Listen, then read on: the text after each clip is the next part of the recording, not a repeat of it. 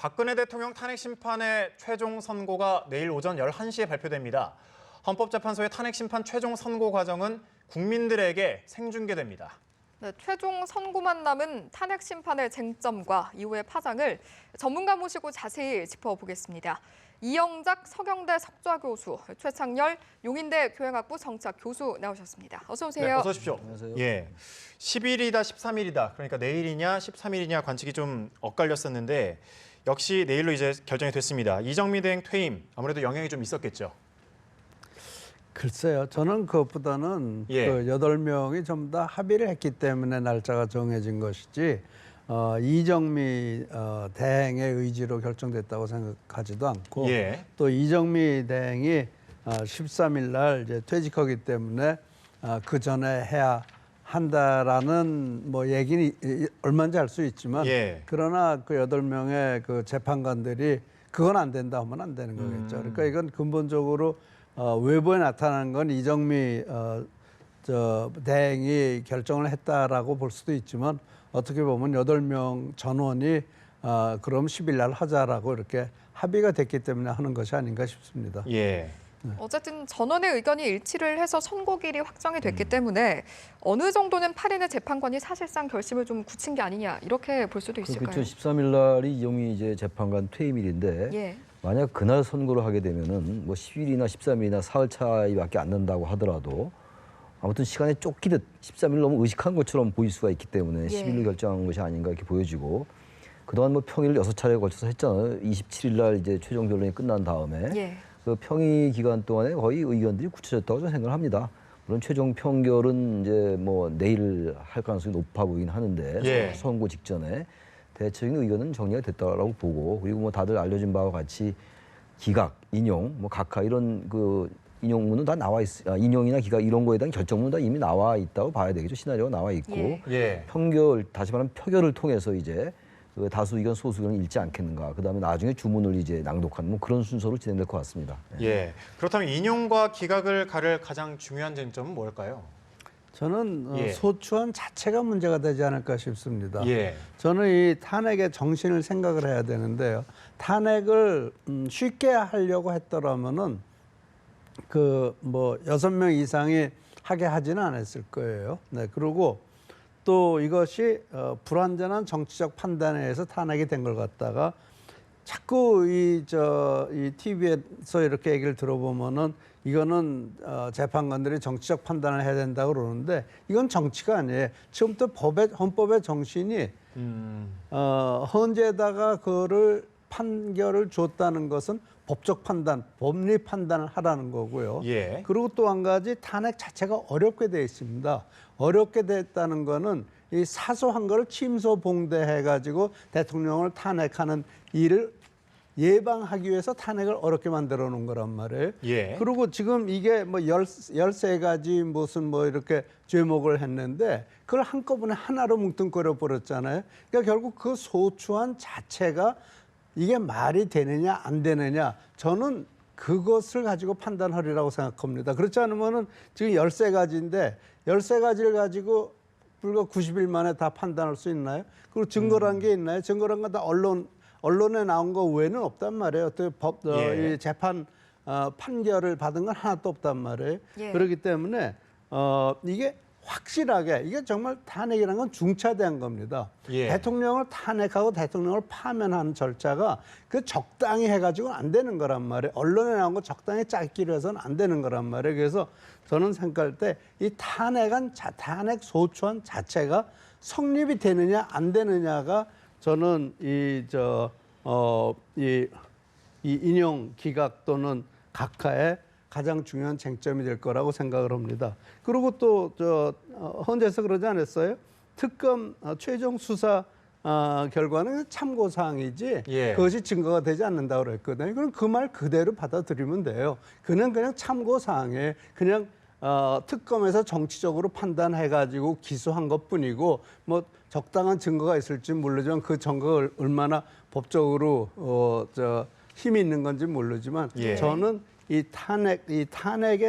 탄핵을 어렵게 만든 탄핵의 정신은 대통령을 사소한 어떤 그 법적 위반으로부터 그 침소봉대 돼가지고 대통령을 쫓아내는 그런 일로부터 대통령을 보호하기 위해서 만들어진 것이 탄핵안이지, 탄핵법안이지, 탄핵이지 대통령을 쉽게 쫓아내려고 만든 건 아니에요. 그렇기 때문에 탄핵이라는 건 굉장히 어렵게 만들어진 거기 때문에 이 헌재에서도 굉장히 어렵게 판단을 할 것으로 생각합니다. 그중에 첫 번째가 이 탄핵 소추안이 법적으로 이게 탄핵감이 되느냐 아니냐.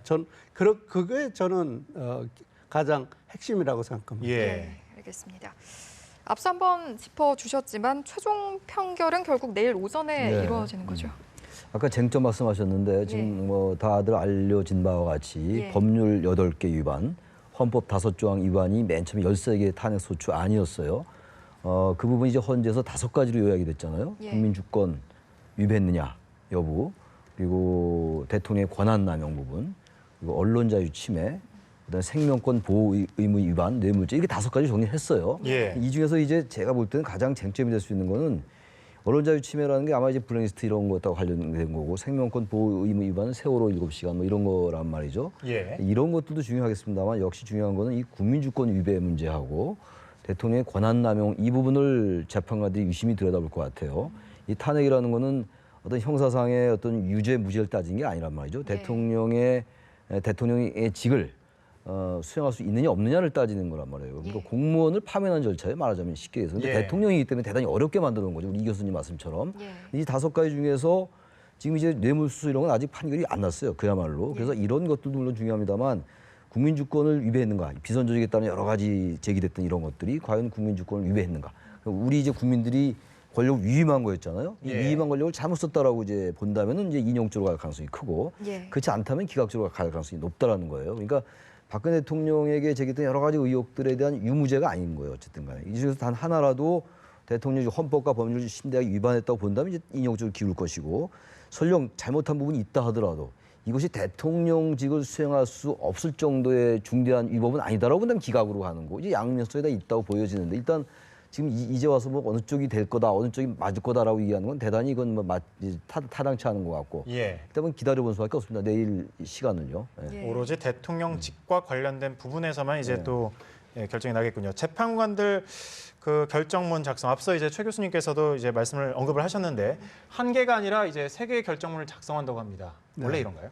그렇다고 그러죠. 예. 저는 뭐 법관이 아니니까요. 그런데 지금 사실 지금 최 교수님 하신 말씀을 이렇게 다시 생각을 해보면 대통령의 통치 행위를 근거로 해서 탄핵한다는 건데, 통치 행위 자체가 어떤 경우에는 법의 이 경계선에 설 수도 있는 거란 말이에요. 그럼 그것이 판단이 극히 주관적일 수 있어요. 그렇기 때문에 이거는 1심 아니에요. 3심이 아니고, 그렇기 때문에 이 법은 법관 어차피 보수적이에요. 예. 그래서 저는 이 통치 행위에 대한 판결이 되어야 하기 때문에 아마 저는 이것이 통치 행위에 대한 판결을 우리 못한다라는 그런 식의 사고방식을 하지 않을까 싶습니다. 그래서 그것이 각하가 되지 않을까 싶습니다.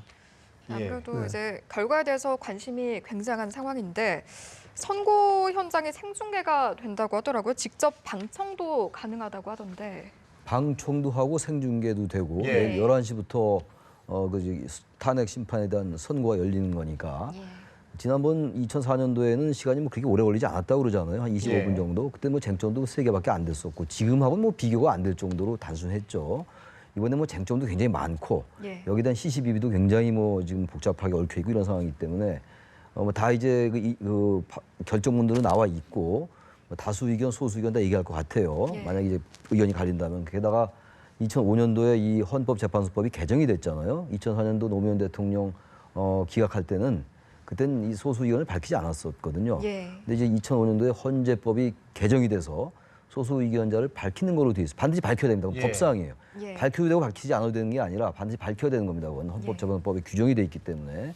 그런 점이 내일 이제 그 판결이 되고 맨 마지막에 이제 주문이 나겠죠. 미리 되게 다른 사건의 경우에는 헌재의 사건을 심리할 때 주문을 먼저 읽는 경우가 많다고 합니다. 예. 주문을 먼저 읽고 나중에 이제 결정 이유를 설명하는데, 이건 워낙 중차대하고 민감한 문제이기 때문에 아마 주문을 나중에 읽지 않을까. 지난번에 통합진보당 해산 때도 그렇게 했거든요. 예. 아마 그런 이제 순서를 밟지 않을까 이렇게 보여집니다.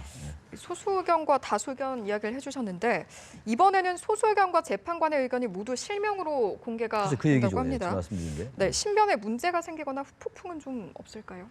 글쎄요, 지금 이제 얘기에 나오는 얘기들이 여나 야나 우리 뭐 이제 보수 진보 할 거 없이 승복해야 된다라는 얘기를 하고 있는 거고, 뭐 승복해야죠. 이건 어쨌든 헌법이 정한 절차에 따르고 있는 거란 말이죠. 예. 단 여기에 대한 정치적인 비판이라든지 뭐 그런 비판을 할 수 있어요. 그러나 이제 와서 그것이 기각이 되든 인용이 되든 그걸 따르지 않을 도리가 없죠. 따르지 않는다는 건 헌법 자체를 부정하는 것이 되기 때문에 단지 그건 이 절차가 앞으로 계속 돼야 되느냐는 전혀 별개 문제인 것 같아요. 예. 이국 대통령이 탄핵되는 사태가 거의 없죠, 사실은. 거의 없기 때문에 일반화시킬 수는 없지만 아무튼 예.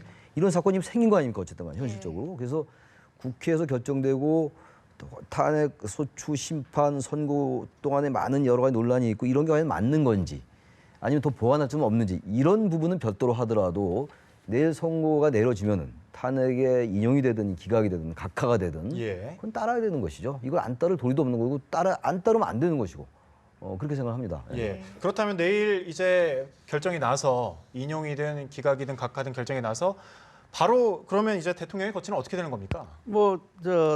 인용이 되면 대통령 이제 예. 거기서 청와대를 떠나야 되는 거고요. 그다음에 즉시요? 네, 그런다고 그러죠. 네, 예. 그러고 기각이나 각하가 되면은 대통령 이제 복직하는 거죠. 근데 저는 근본적으로요. 이것이 후폭풍이 예상되기 때문에 법리적으로 확실한 판단을 할 것이지 법리적으로 조금이라도 흠집이 있을 수 있는 판단은 안 할 거라고 생각을 합니다. 예. 법리적으로 조금이라도 흠집이 있을 수 있으면 후폭풍이 커질 수 있어요. 예. 그래서 후폭풍을 줄이기 위해서라도 법리적으로 확실한 판단을 해서 이 재판관들이 이 법리적으로 전혀 문제가 없다라는데 공감이 되어 있는 판결을 하기 때문에 그래서 저는 이게 인용이 어렵지 않나 이렇게 생각을 합니다. 예. 앞서 교수께서 결과에 대해서는 받아들여야 한다라고 말씀을 해주셨는데 대리인단이 불복할 가능성에 대해서는 어떻게 보시는지요? 그래서 저는 불복이 상상이 잘 안 가요. 불복의 구체적인 수단은 뭔지 예. 그게 떠오르지가 않거든요. 예. 불복이라는 게 뭐 이렇게 볼 수 있겠죠. 만약에 이제 대리인단 말씀하셨으니까 대통령 측 대리인단 예. 말씀하신 거잖아요. 국회 측 예, 대리인이 예. 아니라. 그렇다면은 지금 대리인단의 주장은 지금 이 전반적으로 제기되고 있는 의혹은 다 이제 잘못된 거다라고 얘기하고 있는 거잖아요. 그리고 뭐 최근에 특히 이제 그 뭐 김평우 변호사 같은 분들 굉장히 그 수위가 높은 발언들을 많이 쏟아냈잖아요. 예. 그래서들 다들 이제 일반적인 그 분석이 뭔가 만약에 탄핵이 인용되면은 불복하기 위한 뭐 명문 축적 아니냐 이런 분석들도 많이 있었어요. 예. 그런데 탄핵이 만약에 인용이 되면은 거기에 대한 비판을 할 수가 있겠죠. 법원의 판단도 우리가 비판할 수 있어요. 따르냐 안 따르냐와는 별개로 따라야 되는 거지만 그 판단 잘못된 것 같다고 얘기할 수 있는 거겠죠. 예. 그런 정도의 의사표시는 있을 수가 있을 겁니다. 그러나 만약에 인용된다 해도 그 이상의 불복이라는 걸 상상하기가 어렵다는 것이고 기각이 돼도 마찬가지예요. 기각이 된들 야당이 그럼 어떻게 하겠습니까? 기각이 되면 또 헌법재판관들의 그 판단이 법리적 판단이 그랬다라고 보는 거죠. 예. 그러니까 정치적 도덕적으로는 상당히 박근혜 대통령의 잘못이 있으나 그것이 대통령직을 수행할 정도의 잘못이 없다라고 헌재가 판단했으면 예. 야당이 그거 따라야 되는 거죠. 반대로 대통령직을 심대하게 헌법과 법률 위반했다. 대통령직을 수행할 수 없을 정도 인용이 되면 대통령 측 대리인단 따라야 되는 거예요. 그걸 부정하면 안 됩니다. 절대로. 그 나중에 그걸 우리 사회가 어떻게 통합해 나가느냐 이 부분 전혀 별개의 문제로 하더라도 저는 헌재가 충분히 양쪽으로부터 인용이 되든 기각이 되든 대항할 수 있을 정도의 법률 탄탄히 잘 짜이라고 봐요. 예. 판결문을 인용으로 읽든지 기각으로 읽든지 각하로 읽든지 말이죠. 그럼 뭐 내일 봐야지 하는 거고 아무도 모르고 그렇기 때문에 이 부분은 어쨌든 그 판단에 대해서 나름의 의견은 개진할 수 있겠으나 결과에 대해서는 당연히 승복해야죠. 예. 그거 안 하면 도저히 우리 사회는 상당히 어렵게 될 수밖에 없죠. 예.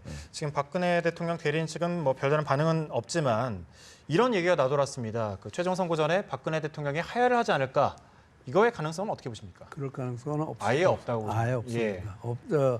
저는 없다고 생각을 했고 그 가능성이 이미 과거에 대통령이 하야하겠다는 뜻을 비췄을 때 그걸 야당이 받아들이지 않았거든요. 그럼으로써 그 가능성은 없어져 버린 거고 대통령 시간이 지나면서 보니까 이거 별거 아니구나 이렇게 생각을 하기 시작했을 거고 그래서 대통령이 자진 사퇴한다는 가능성은 뭐 전혀 없을 겁니다. 그 뭐 없죠. 이제 내일 판결이니까요. 네. 예. 그래서 저는 그 가능성 전혀 없어 보입니다. 아무튼 최 교수님도 말씀하셨지만 법리적으로 너무 아주 법리적으로 깨끗하게 판단이 나야지 그렇지 않으면은 좀 시끄러워질 수는 있지만 저는 이 후폭풍이 그렇게 클 거라고 생각은 않습니다. 예. 네. 네, 탄핵 인용 시 이른바 조기 대선 바로 시작이 되는 겁니까? 탄핵이 인용되면은 주문을 읽는 순간 대통령은 파면되는 거예요. 예. 그러니까 이제 그때로부터 내일이 10일이니까 60일 이내. 60일 이내에 하는 게 꼭 60일이 다 채우지 않아도 돼요. 근데 지금 예. 어차피 시간이 없잖아요. 각 당이 지금 경선도 치러야 되는 것이고 여러 가지 절차가 많이 있기 때문에 예. 60일 빠듯하게 채울 공산이 크죠. 그래서 대개 이제 내일 만약 인용을 전제로 말씀을 드린다면 인용이 되고 나면은 대선이 60일 이내니까 이제 5월 9일 정도를 다들 예상하고 있는 거겠죠. 예. 그 기간은 뭐 변할 수가 없는 거죠. 그것도 헌법에 규정돼 있기 때문에 단지 기각이 되면은 대통령직에 바로 복귀하는 거죠. 예, 탄핵 찬반이 첨예하게 이제 엇갈리고 있는데 기각이든 인용이든 사실 그 뭐 대선보다도 어쩌면 이 둘로 갈라진 대한민국의 좀 봉합이 중요할 것 같은데요. 이 봉합보다도 우선 제가 4.19나 6.29를 경험하면서 보면은 그때도 별로 후유증이 크지 않았어요. 거의 예. 없었다고 봐야 되겠죠. 그 문제는 이제 정치인들이거든요.